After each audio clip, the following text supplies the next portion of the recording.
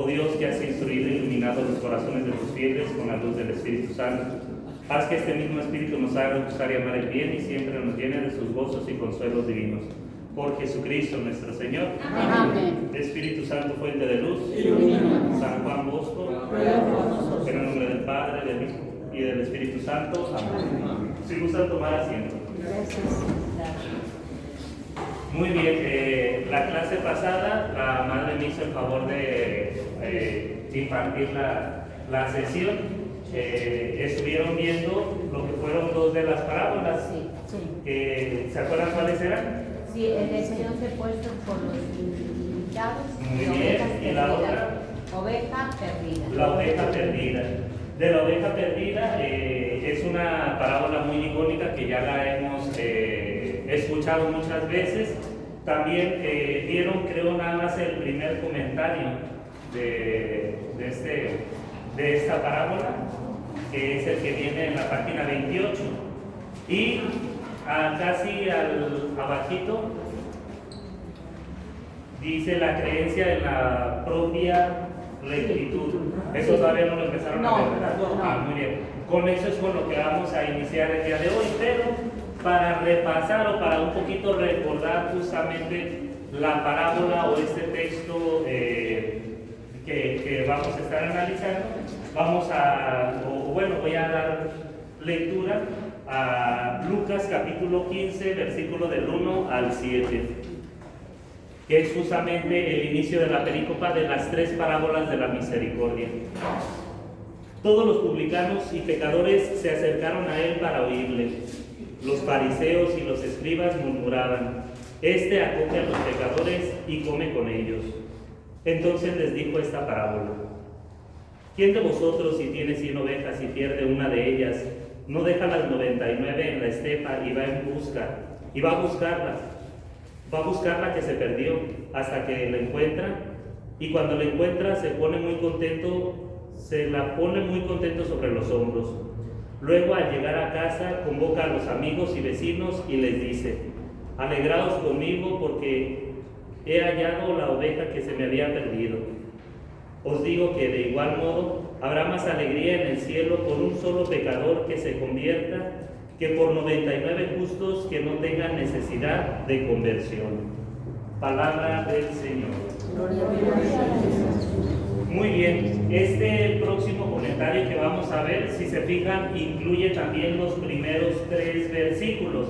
La parábola de la oveja perdida, ahí en su Sagrada Escritura, inicia en el cuarto versículo del capítulo 15. Este comentario que vamos a ver ahorita inicia desde tal cual, desde el primer versículo del capítulo 15, y que sobre todo nos habla sobre la creencia en la propia rectitud.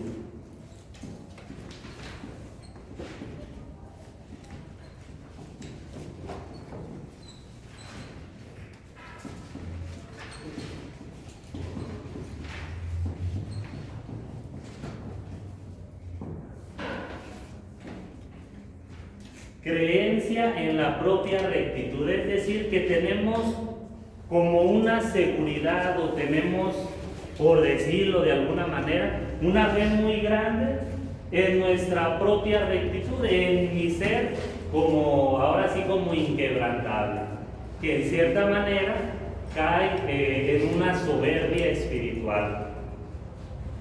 Vemos que, ahí como nos lo dice el comentario, dice: los hombres rectos, entre comillas, cuando se da esta actitud de tener una creencia de ser recto, dice: los hombres rectos no necesitan penitencia. Es como si no tuvieran pecado, son los que creen vivir en la rectitud. ¿Por qué eso? Porque justamente los primeros versículos, ¿a quién va dirigido? Dice: todos los publicanos y pecadores se acercaron a él para oírle. Los fariseos y los escribas murmuraban. Ante esta murmuración, Jesucristo estaba haciendo su enseñanza, pero ante la murmuración de los escribas y de los fariseos es que viene este comentario. Aquí pues la parábola sí va dirigida, digamos, como a todas las personas. Es una parábola que pues va ahora así como a la misericordia.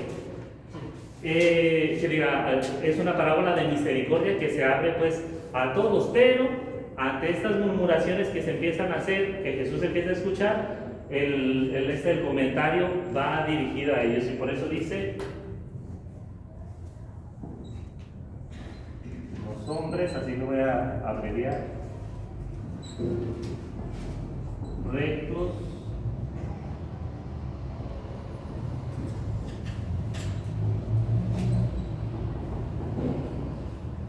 no necesitan penitencia. Si estamos hablando de una parábola que está invitando a la conversión, o que en todo caso podríamos decir está llamando a las ovejas que están perdidas, descarriadas, a las que se encuentran lastimadas, es como si dijéramos la oveja que se siente sana, la oveja que se siente que no tiene ninguna enfermedad y que está muy bien.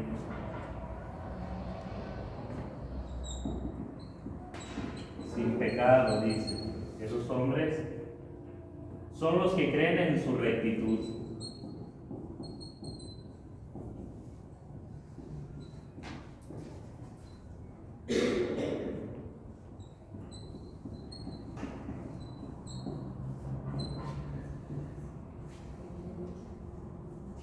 Dentro de la historia de la iglesia sabemos que ha habido muchas herejías. ¿Saben lo que es una herejía, no?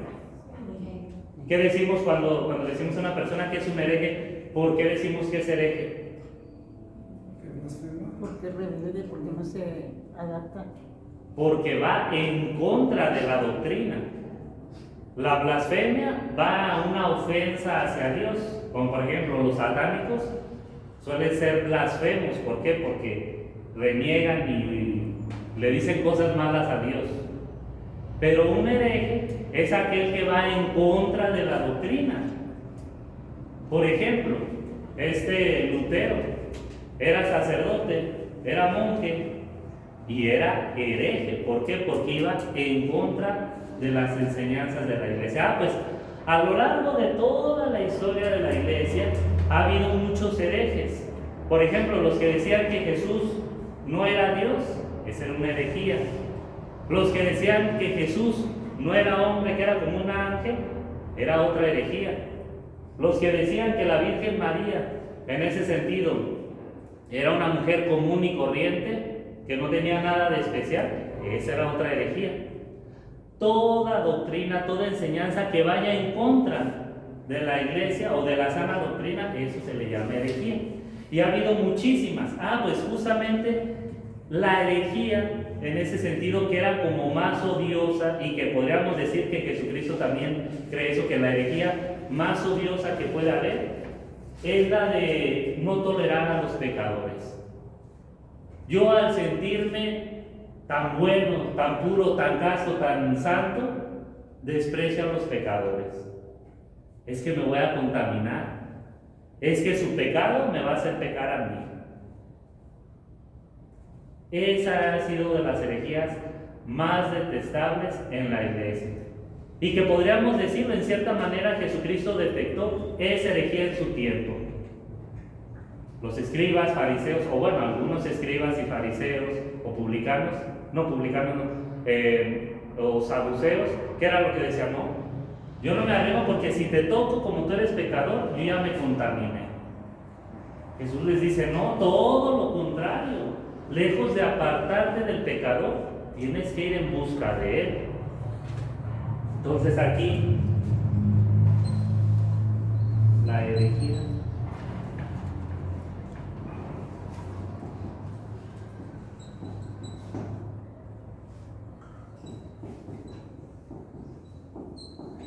Herejía más detestable: no tolerar a los pecadores.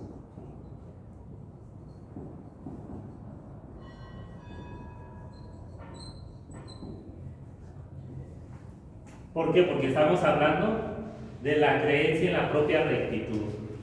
Que hay muchas personas que se creen, y todavía aquí ahorita mismo en nuestra parroquia, en nuestros grupos parroquiales, se ve todavía esto. Como ese desprecio al pecador, de decir, no, no, no, no, o sea, ni me quiero juntar contigo y es más, ni te quiero aceptar en el grupo porque tú eres un pecador. No se lo decimos así, pero decimos otras cosas. Entonces, esto, dice, los hombres que creen tener esa rectitud, los hombres que desprecian a los pecadores, cuidado, dice el comentario, debemos tener mucho cuidado con ello. Aquí lo voy a borrar. Por ejemplo, lo que eran los montanistas, los maniqueos,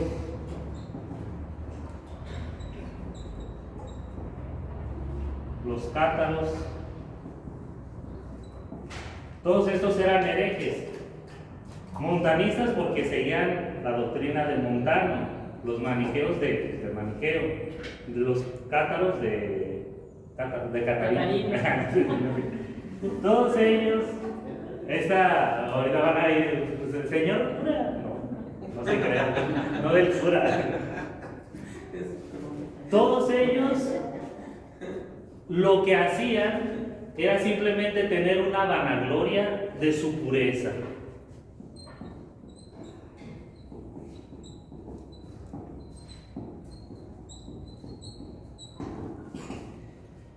La primera, ¿cómo dice? Montanistas. Ah, con N. Montanistas. Montanistas. Estos se daban como baños de que eran puros. Lo único que hacían era, le vamos a poner como un signo de más, porque como que se le va agregando, ¿no? Era rivalizar las exigencias.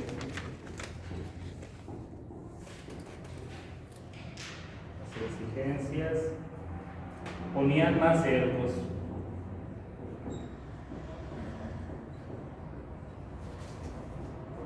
Tenían como una vanagloria de sentirse muy puros y lo único que hacían era rivalizarse entre ellos.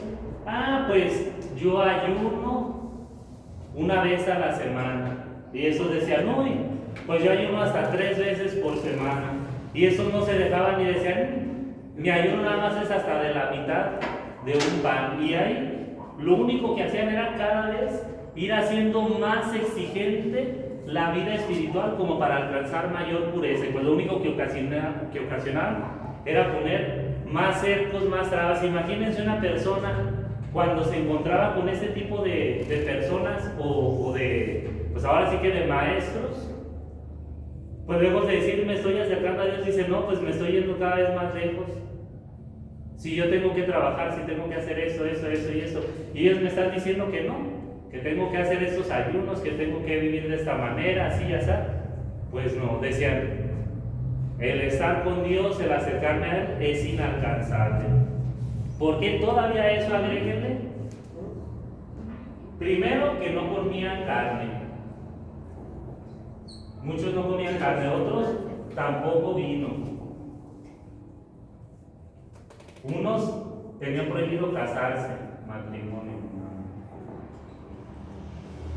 Van a decir muchos, sí, mejor eso. Pero no, ¿verdad? Otros tenían prohibido hacer trabajos humildes.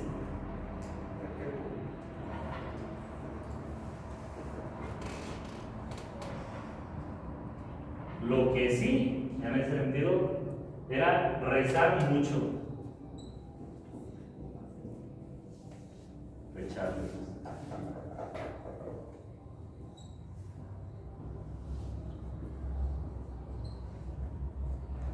Rezar mucho y ayunos. Le voy a borrar el ayuno. Padre, la última palabra que dice ahí antes de lo último que puso, ¿cómo es? No, la de abajo. Ponía ¿qué? Cercos, ¿no? Ponían más Cercos. Cercos de cercas. Ponían más cercos. Más cercos. Obstáculos, ¿no? Exacto. Entonces imagínense, se supone que estos fueron en algún tiempo como los maestros, ¿no? Por ejemplo, con nuestro Señor Jesucristo estaban los escribas, los fariseos, los saduceos. En otro tiempo de la iglesia estuvieron los montanistas, los maniqueos, los cátaros. En nuestros tiempos están, ya lo digo, pero así como ha habido desde nuestro Señor Jesucristo, en la actualidad los hay. Aquellos que nada más se dan baños de pureza, aquellos que cada vez buscan más y más exigencias y que lo único que hacen es como hacer cargas pesadas. Nada de carne, nada de vino, no matrimonio, no trabajos humildes. Eso sí, rezar mucho y ayunar. Entonces, con esta concepción, o bueno, con este pensamiento, pues decían, voy por muy buen camino. Se iba haciendo esa creencia de la propia rectitud. Creer que puedo ganar el cielo por mis propios méritos. Y como les digo, como agentes de pastoral a veces podemos caer en estos errores. De decir, no, tenemos una creencia muy vasta en nuestra rectitud. Y no es así. Entonces, hay una amenaza de peligro.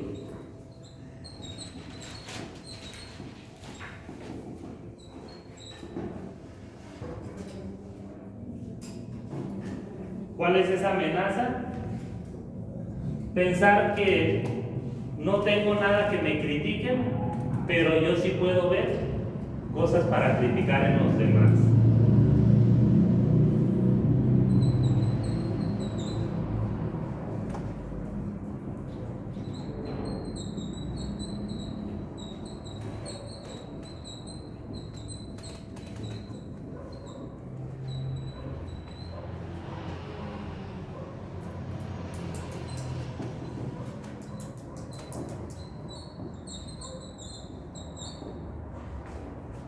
Pensar que no tengo nada que me critiquen, pero sí critico a los demás. Ese es el gran riesgo que se corre cuando uno piensa que por ser muy bueno ya lo tienes todo. Cuando crees que por hacer algunas cositas ya eres casi nuestro Señor Jesucristo. Ahora sí que si nosotros nos analizamos interiormente y pensamos, a ver, en mi grupo de la parroquia, en mi familia, en tal lugar o en tal situación, si siento que soy el perfecto, que no hay nada que me puedan hacer a mí, que no hay nada que me puedan corregir, pero que yo sí estoy para corregir a los demás, pues ya estamos tomando muchas actitudes de estas. Es cuando dice el dicho, padre, que cuando te sientas así, que te detengas y te volteas a ver todas tus miserias, que son muchas. Exacto. Y eso, es el comentario de los primeros versículos. Ante la murmuración de los escribas y fariseos. ¿Por qué? Porque Jesús estaba dando un mensaje de misericordia, las parábolas de la misericordia. Y justamente ellos salen con esto. Por eso está responsivo. Dice, cuanto más convencidos estamos de la propia rectitud, tanto más atiende a los pecados y faltas de los demás. Y justamente cuando una persona empieza a vivir así, voy a borrar la parte de arriba, ¿verdad? Pero no sé si se han fijado que cuando una persona empieza a tomar como ese estilo de vida, su primera actitud es de amargura, es de enojo, de molestia, como que no están felices ni contentos. Y lamentablemente por eso mucha gente dice, uy, ¿para qué voy a la iglesia si fulanito de tal, fulanita de tal, diario está en misa? Y bien enojones, bien regañones, bien esto, bien aquello. Señal de que a veces, aunque estemos cerca de Dios, no nos hemos dejado transformar por Él. Entonces, aquí eso es también muy importante. Se manifiesta.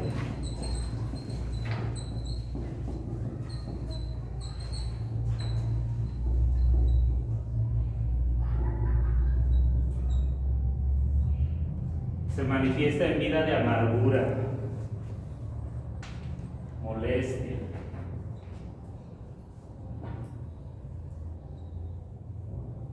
enfado.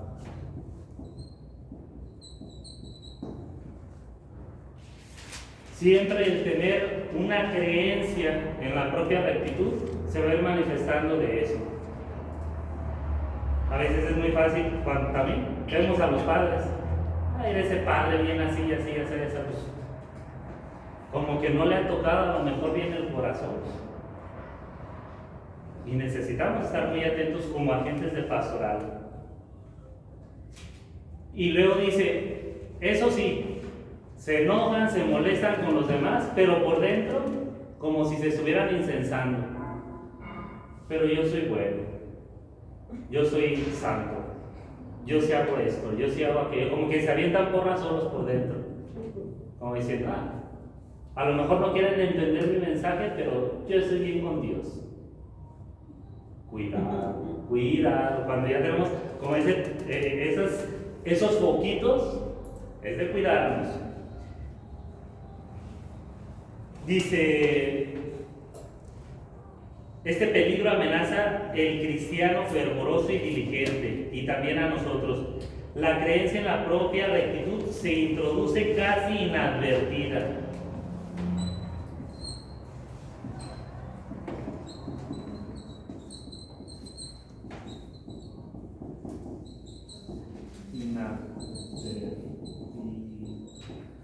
Esta actitud, dice, se introduce casi inadvertida, como que a veces ni nos damos cuenta. Y yo pienso que a todos, bueno, al menos los que buscamos en ese sentido agradar a Dios, yo pienso que todos pasamos por esta parte. Incluso hasta los grandes santos han tenido también como esos momentos de soberbia espiritual, pero que después vuelven a la base. Yo, por ejemplo, me acuerdo que hubo un tiempo, y todavía hasta en la actualidad, como que me hacía mucho eco en la parábola del hijo pródigo, el hermano mayor. Porque dice, el hermano mayor lo tenía todo y no lo aprovechaba. Y se molestó porque el hijo menor despilfarró todo, llegó y el padre lo aceptó muy bien, hizo la fiesta y todo. Y a veces digo, es que yo estoy como ese hermano mayor. A mí como que sí me daría coraje, y me da coraje también a veces decir, no, es que ¿cómo? Y no tanto por el hermano perdido, sino a veces incluso por la misma miseria de no poder aprovechar todo. Y es que se introduce inadvertidamente, cuando menos nos lo esperamos. A veces ya estamos cayendo en esas cositas de soberbia espiritual, de falsa humildad. A todos nos pasa. O bueno, a lo mejor, yo lo digo a mí, ¿verdad? A lo mejor ustedes sí son bien santos, pero yo pienso que a todos nos pasa, y yo digo porque me respalden los santos, ¿verdad? Porque también ellos dicen, por ejemplo, Santo Cura de Ars, San Pío de Pietrelcina, que a veces tenían momentos muy confusos, muy difíciles, no sabían ni qué. ¿Realmente estoy siendo humilde o estoy siendo soberbiamente humilde? Señor, ¿qué hago? A veces nos pasa porque es a veces una línea muy delgada, que si no la cuidamos es cuando se empieza a comer más y más y más y más, y esto se hace como una enfermedad espiritual. Dice, pocos los que toman la vida cristiana verdaderamente en serio son los que como que hacen ese análisis.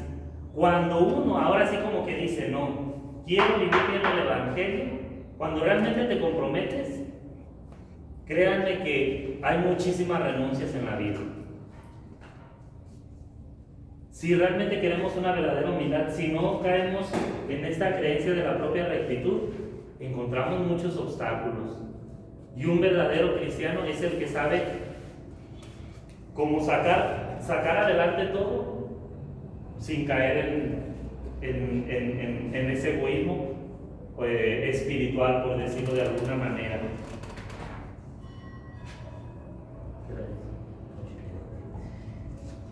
Por ahí dice en su comentario en la página 30, dice en base a lo que viene ya más adelante, Yo os digo que en el cielo será mayor la alegría por un pecador que haga penitencia que por 99 justos que no necesiten penitencia. Estamos hablando de la parábola, eran 100 ovejas, una que trae y dice, es grande la alegría. Y ya después Jesús dice, hay más alegría en el cielo por un solo pecador que se arrepiente que por 99 que están bien.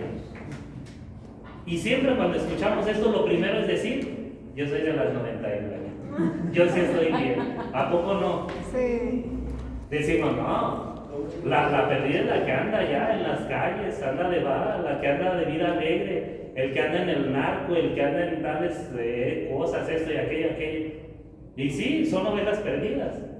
Pero lo malo es que nosotros nos adjudicamos, soy de las 99. ¡Qué santos, mis hermanos! No, también, o bueno, yo lo digo, al menos somos también de la oveja perdida. Somos a lo mejor de esas ovejas que están por ahí tiradas bien atrapadas y que se sienten como que no están perdidas, o que están lastimadas y que no sienten que están lastimadas, y que en cuanto las zafa poquito para que ya se regrese, todavía se va a estar más perdida. Cuidado, porque esa alegría que dice Jesús por la oveja perdida es la que debe ser por nosotros. Cuando la oveja perdida, cuando el pecador se arrepiente y vuelve, es cuando hay fiesta. ¿O a poco no quieren fiesta cuando lleguen al cielo? Claro que sí, claro que queremos ir. Tampoco es que se vayan de vida alegre y todo, no es de que se descarrilen, sino que tomemos conciencia de que en toda nuestra vida necesitamos ir convirtiendo nuestro corazón. Es un proceso. Y aquí es donde debemos estar como muy atentos. Donde no hay conocimiento de sí mismo, no hay tampoco disposición ni actos de penitencia. Esto sí lo anotamos.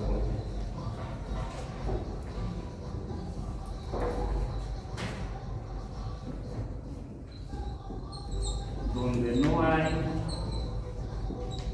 conocimiento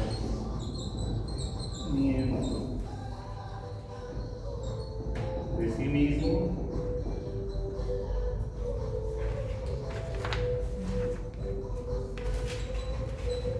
no hay tampoco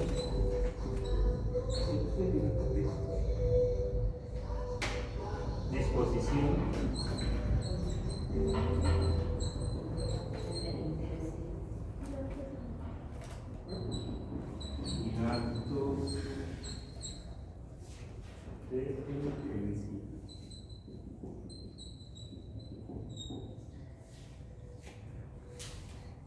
Por eso es tan importante el conocernos también a nosotros mismos.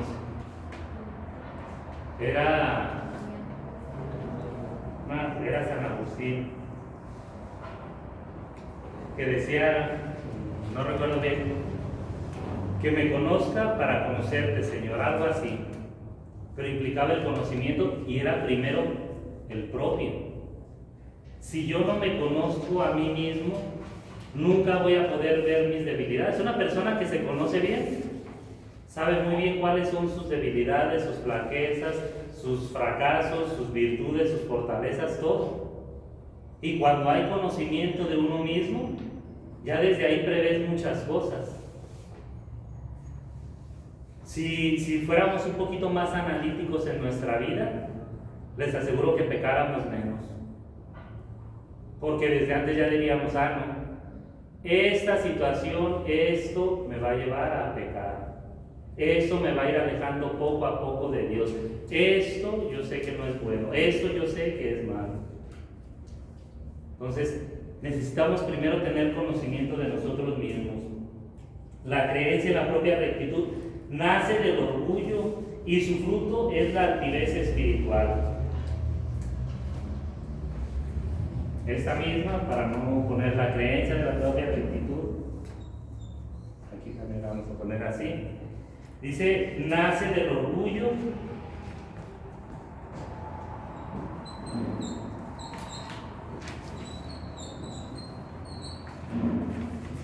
y su fruto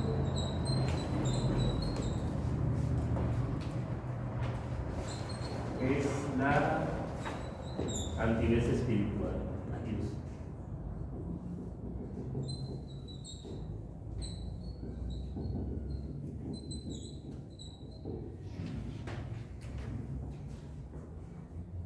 Así que como que no nos hagamos tontos. Cuando uno tiene esta creencia en su propia rectitud, pues tal cual es un egoísmo, es de tu orgullo. Y todo cuando se va trabajando da fruto. Cosas buenas, cosas malas. Si trabajamos mucho nuestro orgullo en esa falsa rectitud, pues lo que vamos a cosechar es altivez espiritual. Yo soy superior a todos ustedes. Yo tengo mayor dignidad. Yo soy más santo. Y no se trata de eso. Dice el autor, aquí es donde debemos de recordar las palabras de San Pablo. Ahí en la página 30 viene de la primera de Corintios 15:10. Dice, mas por la gracia de Dios soy lo que soy, y la gracia que me confirió no ha sido estéril. Antes he trabajado más que ellos, que los otros apóstoles, pero no yo, sino la gracia de Dios conmigo. Es decir, aquí San Pablo reconoce muy bien, por la gracia de Dios soy lo que soy. No borra su historia humana, no borra su historia personal, pero ve cómo la gracia de Dios actuó en ella y lo transformó. Si nosotros queremos desechar nuestra vida pasada cuando conocemos a Jesucristo, pues estamos mal. Porque todos los pecados, todos los errores que hemos tenido no se van a borrar. Bueno, o sea, se borran los pecados, Dios nos borra los pecados, pero siguen inscritos en nuestra historia personal, es lo que nos configura.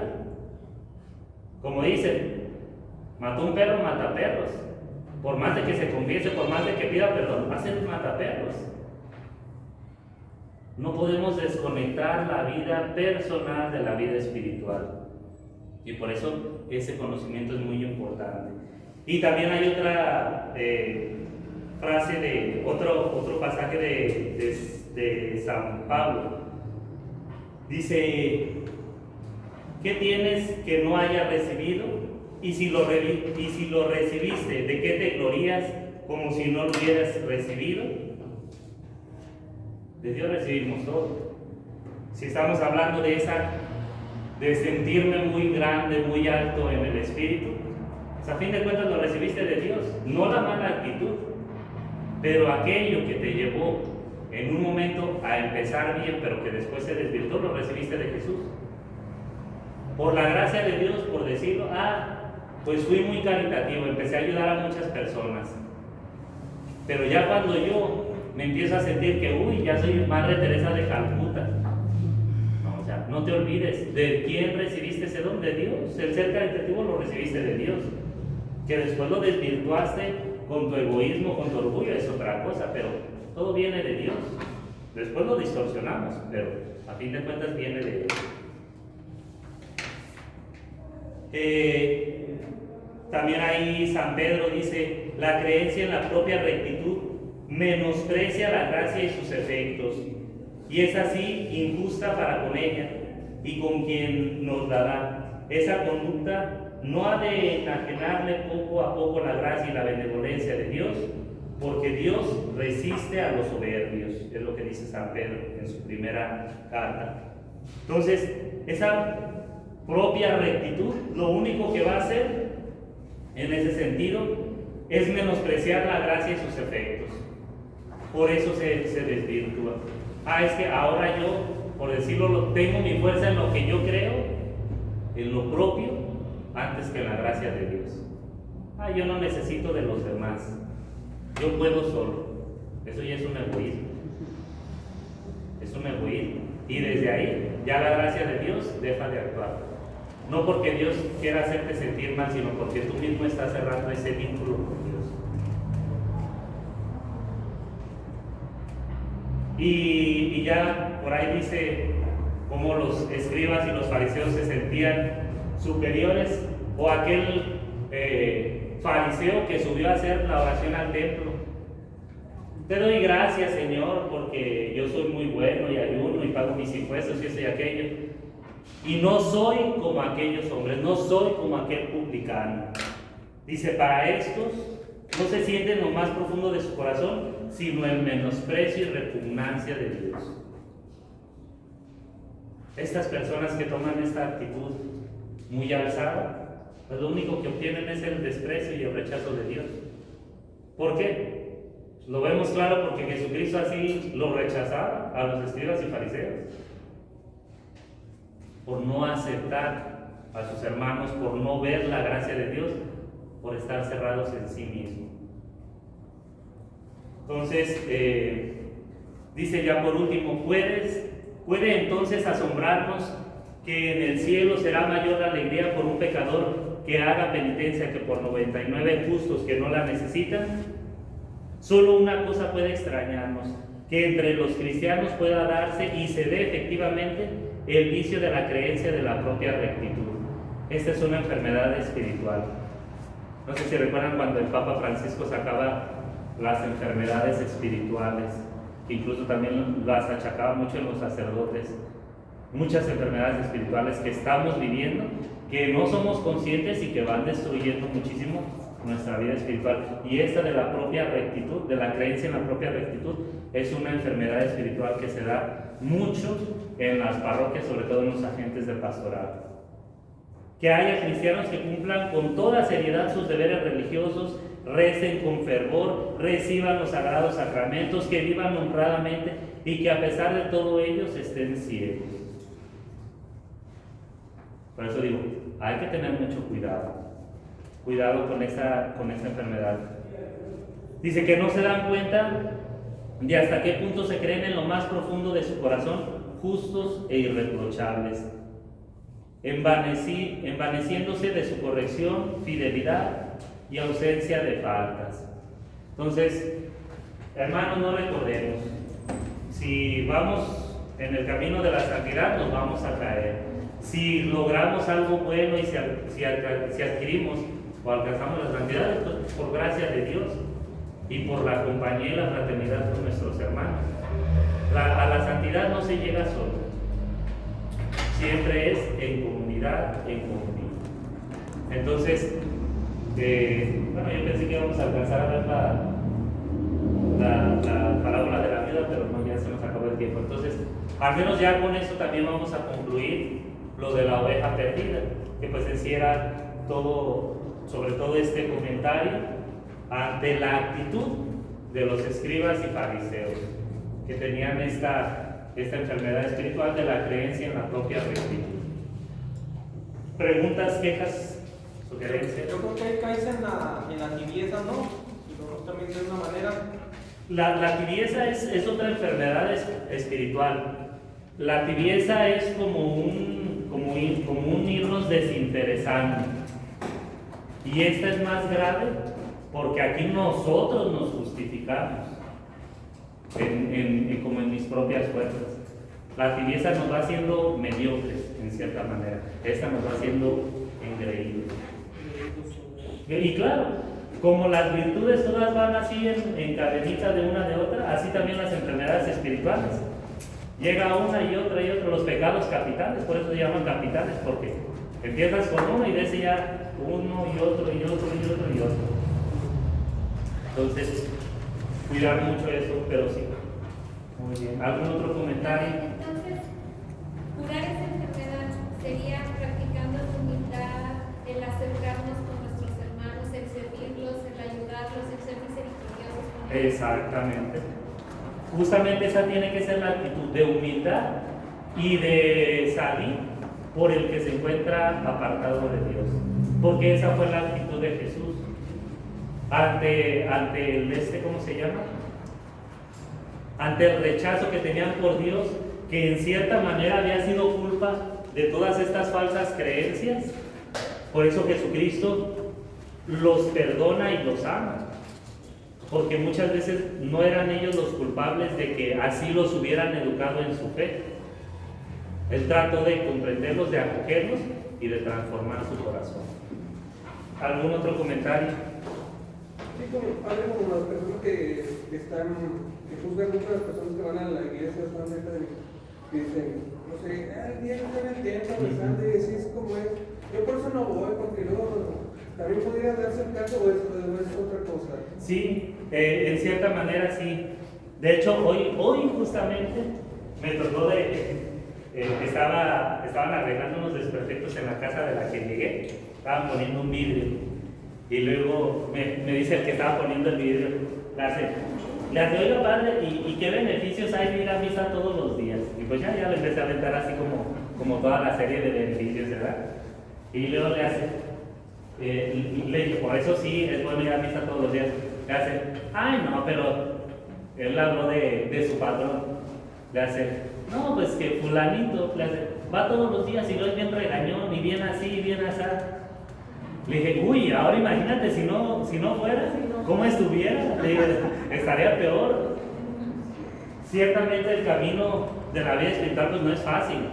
O sea, algunos a lo mejor lo podemos ver como facilito porque ya nos han dado muchos medios nuestra familia, nuestra parroquia o muchas personas, pero hay otros que la han tenido muy difícil. Y ahí es donde nosotros debemos de actuar, en esa actitud. Pues sí, ellos a lo mejor andan un poquito descarriados, también nosotros estamos descarriados, pero dentro de la descarriadera, pues mínimo vámonos juntos. Si nosotros ya vislumbramos el camino, aunque estemos descarriados, pues ya sabemos por dónde debemos de ir. Pues vamos jalando a aquel que ni siquiera ve el camino. Exacto. Muy bien. ¿Algún otro comentario? ¿Alguna oveja o borreguita para la Biblia? Pues es un aprendizaje de diario. Exacto. Trabajar, ¿no? Muy bien. Pues antes de hacer la oración, la próxima semana reviso cuadernos para que me traigan la lista y hacemos una pequeña revisión y después continuamos con la clase. ¿Sí? Para ya después, porque pues estamos como a un mes, ¿no? Más o menos, como unas 4 sesiones, entonces para que no nos agarre así muy a la carrera. Nos ponemos de pie. En el nombre del Padre, del Hijo y del Espíritu Santo. Amén. Dios te salve María, llena eres de gracia, el Señor es contigo. Bendita eres entre todas las mujeres y bendito es el fruto de tu vientre Jesús.